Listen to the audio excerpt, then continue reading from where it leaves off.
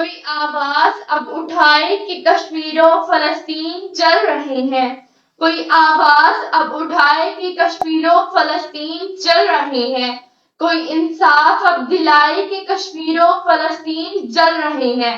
ہر فرد ہے پریشان، بے چین و دل شکستہ، کوئی مرہم انہیں لگائے کہ کشمیر و فلسطین جل رہے ہیں۔ ماں کی گود سونی ہر باپ تڑپ رہا ہے، کوئی سن لے ان کی ہائے کہ کشمیر و فلسطین جل رہے ہیں۔ ظلم ہے سینہ تانے، مظلوم ہے بے سہارا، کوئی تو ظلم اب مٹائے کہ کشمیر و فلسطین جل رہے ہیں۔ دن میں بھی ہے اندھیرا، خورشید بھی ہے بے نور، کوئی شمع بن کے آئے کہ کشمیر و فلسطین جل رہے ہیں۔ جی وقار، پاکستان کو بنے 77 سال ہو چکے ہیں، مگر مسئلہ کشمیر جوں کا توں ہے۔ مجال ہے کسی کے کان پر جوں بھی نہیں کی ہو۔ کہنے کو تو پوری دنیا میں مسلمانوں کی تعداد 1 ارب سے زیادہ ہے، لیکن ان میں سے 313 بھی ایسے نہیں جو ان وقت کے فرعونوں کے سامنے کھڑے ہو سکیں اور ان سے اس بربادی کا حساب لے سکیں۔ جی وقار، کہنے کو تو ہم سب مسلمان بھائی بھائی ہیں، لیکن حابیل اور قابیل کی طرح ہم سب ایک ہیں، ایک دوسرے سے حسد کرنے میں۔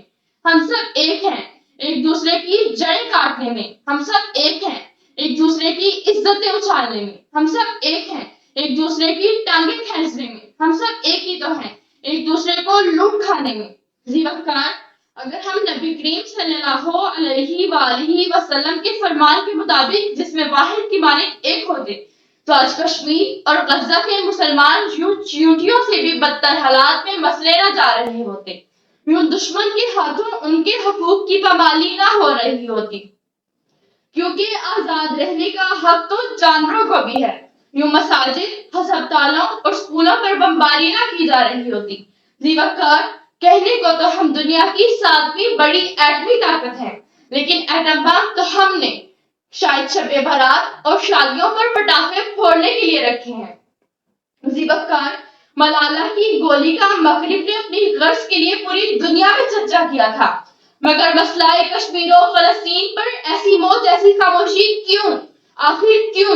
جی وقار، میں پوچھتی ہوں، جنہیں سوات سے ملالہ یوسفزئی کی ڈائری ملی تھی، کیا انہیں کشمیر و فلسطین سے کسی کی ڈائری نہیں ملی جس میں بمباری کے قصے ہوں، جس میں بھوک سے بلکتے ہوئے اور سردی سے کپکپاتے ہوئے بچوں کی داستان ہو، جس میں اجڑی ہوئی ماں اور تڑپتے ہوئے باپ کی سسکتی ہوئی آہ ہو، جس میں تباہال کشمیر اور فلسطین کا ذکر ہو، جس میں غزہ کی ماں، بہنوں اور بیٹیوں کی آہ و بکا ہو، کہ جہاں ہر طرف ایسا حشر برپا ہے کہ ہلاکو خان اور چنگیز خان کی روحیں بھی شرما جائیں۔ نازل کر اب عیسیٰ کو، اب بھیج خدایا مہدی کو، نازل کر اب عیسیٰ کو، اب بھیج خدایا مہدی کو، دیکھ دجال آزاد ہوئے اور پھولوں کے کیا حال ہوئے، دیکھ دجال آزاد ہوئے اور پھولوں کے کیا حال ہوئے۔ مگر افسوس سی وقار، ہر طرف خون کا عالم ہے، ہر طرف موت جیسا سکوت طاری ہے، اقوام عالم کو تو جیسے سانپ سونگ گیا ہو۔ اقوام متحدہ سلامتی کونسل اور سلامتی کے نام نہاد ٹھیکیدار سمن بکمن کی عملی تصویر بنے، شباب و کباب کی محفلیں سجا کر، شہد کی بوتلیں چڑھا کر دمادم مست کلندر کے راگ الاپ رہی ہیں۔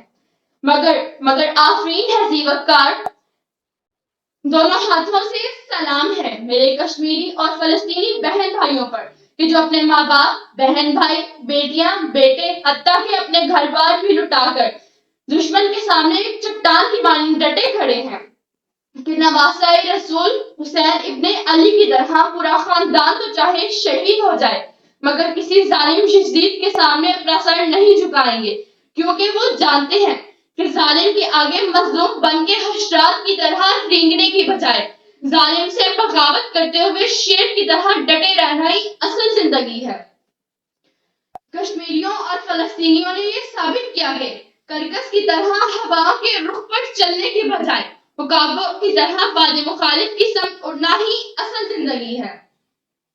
دہشت، خوف اور موت کے ڈر سے گھٹ گھٹ کر مرنے کی بجائے ٹیپو سلطان کی طرح بہادر، نڈر اور بے خوف ہو کر جینا ہی اصل زندگی ہے، اور جبلِ ناروا سے مفاہمت کو ٹھکرا کر سربکف ہوتے ہوئے نمرودانِ وقت سے ٹکرا جانا ہی اصل زندگی ہے، کیونکہ کچھ نہ کہنے سے بھی چھن جاتا ہے اعجازِ سخن،